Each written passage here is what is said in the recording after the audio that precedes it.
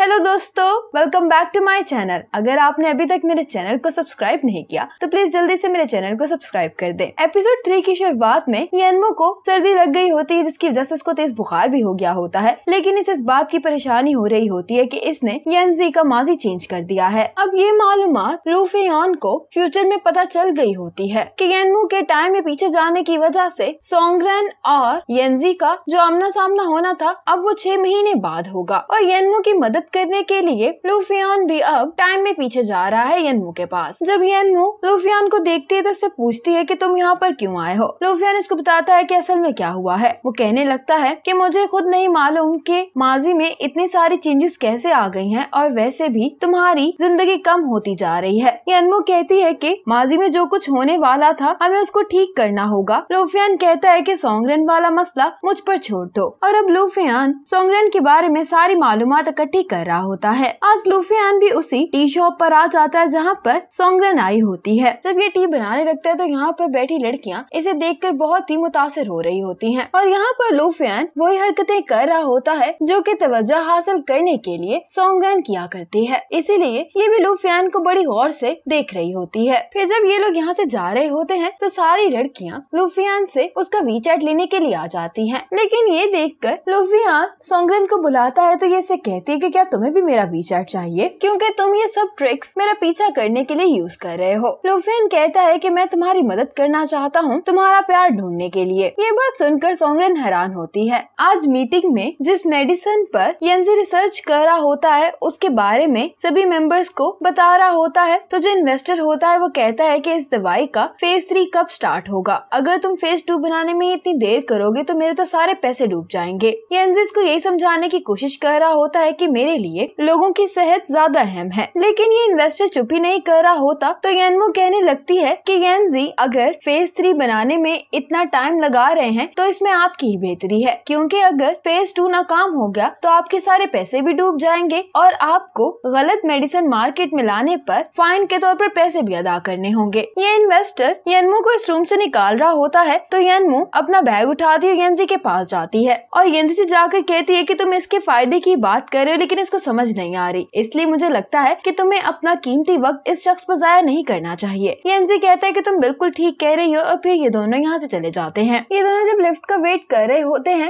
यांग अब येनमो से इसकी यूनिवर्सिटी के रिलेटेड सवाल पूछने लगता है, और अब येनमो ने सारी तैयारी की होती है तो ये यांग के सारे सवालों के बिल्कुल ठीक जवाब देती है जो कि इसकी मालूमात से मैच कर रहे होते हैं। लेकिन यांग कहता है कि तुम हर फील्ड में ही इतनी एक्सीलेंट हो तो फिर तुम्हारे किसी पड़ोसी को तुम्हारे बारे में क्यों याद नहीं है। येनमो कहती है कि मैं बाहर पली बड़ी हूँ, इसीलिए जब मैं यूनिवर्सिटी के टाइम पे यहाँ वापस आई थी तो ये नॉर्मल सी बात है कि उन्हें मेरे बारे में याद नहीं था। येनजी कहता है कि तुम इससे इतनी पूछताछ क्यों कर रहे हो, तो यांग कहता है क्योंकि मुझे एक बहुत ही दिलचस्प चीज मिली थी, और फिर यांग इन दोनों को वीडियो दिखाता है जिसमें येनमो येनजी के होटल का रूम खोल रही होती है। येनमो कहती है कि मैं येनजी की बहुत ही बड़ी फैन हूँ, इसीलिए मैंने एक होटल के वर्कर को कुछ पैसे देकर येनजी के रूम की चाबी ले ली थी, और फिर ये येनजी का हाथ पकड़ के कहने लगती है कि जब किसी इंसान को प्यार होता है तो वो इसी तरह की अजीब हरकतें करता है। येनजी भी यांग को आंखों से इशारा कर रहा होता है कि तुम इसकी बातों पर यकीन नहीं करो और इसे जाने दो। इतने में लिफ्ट आ जाती है और ये दोनों लिफ्ट के अंदर चले जाते हैं। यांग वापस आकर सोच रहा होता है कि मुझे ऐसा लग रहा था जैसे येनमो मेरा दिमाग पढ़ रही है, और इसे अभी भी येनमो पर शक हो रहा होता है। लू फियान येनमो को बताता है कि मैंने सोंगरेन पर सारी रिसर्च कर ली है और जिस तरह की उसकी पर्सनैलिटी है, येनजी जैसे ही उसे मिलेगा तो वो उसे पसंद करने लगेगा। येनमो कहती है कि जो भी करना है जल्दी करो, इन दोनों की जल्दी से कोई मीटिंग अरेंज करवाओ। आज सोंगरेन एक लड़के से मिलने के लिए आई होती है। लू फियान भी यहाँ पर पहुँच जाता है और वो कहता है कि येनजी से इसकी मुलाकात कराने से पहले मुझे इसके दूसरे लड़कों के साथ सारे ताल्लुकात खत्म करने होंगे। फिर जब ये इस लड़के के साथ लंच कर रही होती है और ये अपना मेकअप ठीक करने के लिए साइड में जाती तो एक लड़का इसे मिल जाता है जो उससे कह रहा होता है कि आपने जो मुझे इन्विटेशन दिया था मुझे उस पर यकीन ही नहीं आ रहा था, चलिए हम अब चलकर लंच करते हैं। सोंगरेन तो इसको देखकर हैरानी हो गई होती है। अब ये अपना चेहरा छुपाते हुए इस लड़के के साथ बैठ तो जाती है, और इतने में एक और आदमी आता है जो कि सोंगरेन से मिलने के लिए आया होता है। इस लड़के को भी सोंगरेन जानती होती है और इससे पूछते कि तुम यहाँ पर क्या कर रहे हो, और ये लड़का भी यही कहता है कि इसने ही इसको यहाँ पर बुलाया है, लेकिन ये काम तो सारा लू फियान का होता है।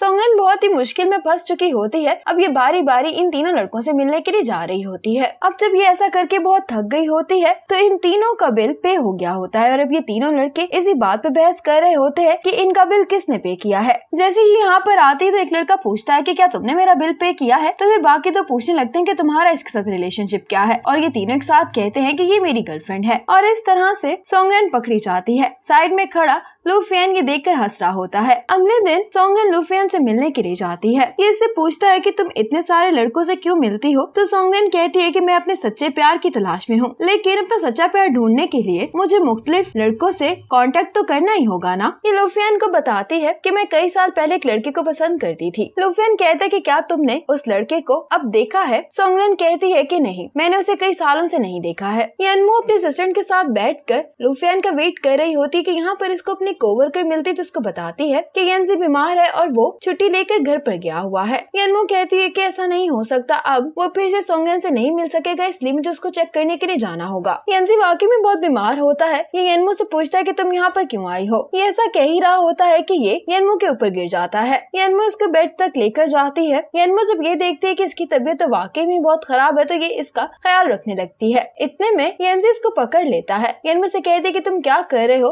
तो येंजी से कह रहा होता है कि तुम यहाँ से नहीं जाना, और फिर यनमो यहीं पर सो जाती है। अब अगली सुबह येंजी के घर पर एक लड़की आती है। ये जब येंजी के बेडरूम में जाती है तो इन दोनों को सोया हुआ देखती है, तो ये येंजी का ब्लैंकेट साइड पर करती है और तस्वीरें लेना शुरू कर देती है। ये दोनों जैसे ही जागते हैं तो एक दूसरे को देखकर चीख मारने लगते हैं। येंजी इस लड़की को रोक रहा होता है कि हमारी तस्वीरें नहीं लो, और दूसरी तरफ यनमो भी कैमरा से छुप रही होती है। ये लड़की येंजी से कहती है कि तुम दोनों जल्दी से बाहर आओ, मैं वेट कर रही हूँ। यनमो कहती है कि ये लड़की कौन है। येंजी कहता है कि तुम यहाँ पर क्या कर रही हो। यनमो कहती है कि तुम्ही ने मुझे यहाँ पर रुकने के लिए कहा था, लेकिन येंजी बहुत परेशान हो रहा होता है, कहता है कि मैं इसको ये सब कुछ अब एक्सप्लेन कैसे करूंगा। ये लड़की अब येंजी से पूछती है कि तुम्हारा इसके साथ क्या रिलेशनशिप है। येंजी कहता है कि ये मेरी सिर्फ असिस्टेंट है। ये लड़की कहती है अच्छा, ऑफिस रोमांस की बात कर रहे हो तुम दोनों। येंजी कहता है कि जैसा तुम समझ रही वैसा कुछ भी नहीं है। ये यनमो से कहने लगती है कि तुम फिक्र नहीं करो, इसने जो कुछ भी किया है ये उसकी पूरी जिम्मेदारी लेगा। यनमो कहती है कि इसकी कोई भी जरूरत नहीं है। ये कुछ कहने ही लगी होती है तो येंजी कहता है कि तुम तो मत ही बोलो, तुम तो काम को और बिगाड़ रही हो। ये लड़की येंजी को नीचे गिराती है और कहती है कि तुम यनमो से माफी मांगो। येंजी कहता है कि मैं इससे क्यों माफी मांगू, तो ये लड़की इसका कान मरोड़ती है, तो येंजी को कहना ही पड़ता है कि मुझे माफ कर दो। लेकिन यनमो के लिए ये सब देखना बहुत ही शॉकिंग होता है। ये यनमो से कहती है कि अगर आइंदा ये तुम्हें तंग करे तो मुझे बताना। ये कहकर ये जाने लगती है तो यनमो से पूछती है कि आखिर में तुम हो कौन, तो ये लड़की कहती है कि मैं इसकी बड़ी बहन हूँ। येंजी चिल्लाते हुए कहता है कि बड़ी नहीं, तुम मेरी छोटी बहन हो, और इसका नाम सीयू होता है। लेकिन ये सब देखकर तो यनमो को बहुत मजा आ रहा होता है। अब लूफियन को येंजी और सोंगरेन को मिलाने के लिए एक जगह मिल गई होती है, तो ये सोंगरेन से मिलने के लिए जाता है। सोंगरेन इसको अपनी स्टोरी बताती है और कहने लगती है कि बचपन में मैं पियानो सिर्फ अपनी मॉम के कहने पर बजाया करती थी। मैं तो बहुत ही बुरा पियानो बजाती थी, इसलिए मुझे लगता था कि मेरी जिंदगी भी इस ब्लैक एंड व्हाइट कीबोर्ड की तरह हो गई है। लेकिन फिर मुझे वो लड़का मिला जो कि बहुत ही अच्छा पियानो बजाता था। फिर उसके जाने के बाद मैंने उसकी नोटबुक से उसका नाम पढ़ा और उसका नाम था गुयेंजी, और फिर मैं हर रोज स्कूल में उसके साथ पियानो की प्रैक्टिस करने के लिए इंतजार किया करती थी। हम अच्छे दोस्त बन गए थे, लेकिन फिर अचानक एक दिन उसकी मॉम की डेथ हो गई, और उस दिन मुझे पता चला कि उसकी मॉम ही मेरी पियानो टीचर थी। मैंने सोचा कि वो अपनी मॉम की जाने की वजह से बहुत दुखी है, इसलिए मैंने उसकी मॉम की पिक्चर्स उसे दे दी। लेकिन वो देखने के बाद वो बहुत गुस्सा हो गया और उसने मुझसे कहा कि अब वो दोबारा मुझसे कभी भी बात नहीं करेगा, और उस दिन के बाद से मैंने फिर उसको कभी नहीं देखा है। लेकिन मैं आज भी उसे बहुत मिस करती हूँ, और आज मैं पियानिस्ट भी इसलिए बनी हूँ ताकि मैं फिर से येंजी से मिल सकूं। लूफिया ने से कहा था कि मैं किस्मत का हाल बताने वाले कार्ड्स पढ़ सकता हूँ, तो अब सोंगरेन के लिए ये किस्मत का हाल बताने वाले कार्ड्स पढ़ा होता है, और ये सोंगरेन को ये बताता है कि तुम बहुत जल्द येंजी से मिलने वाली हो, उसी जगह पर जहाँ तुम्हारी उससे पहली बार मुलाकात हुई थी। सोंगरेन कहती कि वो तो आर्ट स्कूल है। लूफियन कहता है कि जब सही टाइम आएगा तो मैं तुम्हें बता दूंगा। अब येंजी को आर्ट स्कूल की तरफ से एक इनविटेशन मिलता है। येंजी आर्ट स्कूल जाने के लिए मान जाता है, और दूसरी तरफ लूफियन सोंगरेन को भी आर्ट स्कूल जाने के लिए मैसेज कर देता है। अब ये तीनों बैठकर इस बात की सेलिब्रेशन कर रहे होते हैं कि फाइनली इनका टास्क पूरा होने वाला है। इसी मोमेंट पर एपिसोड 3 खत्म हो जाती है।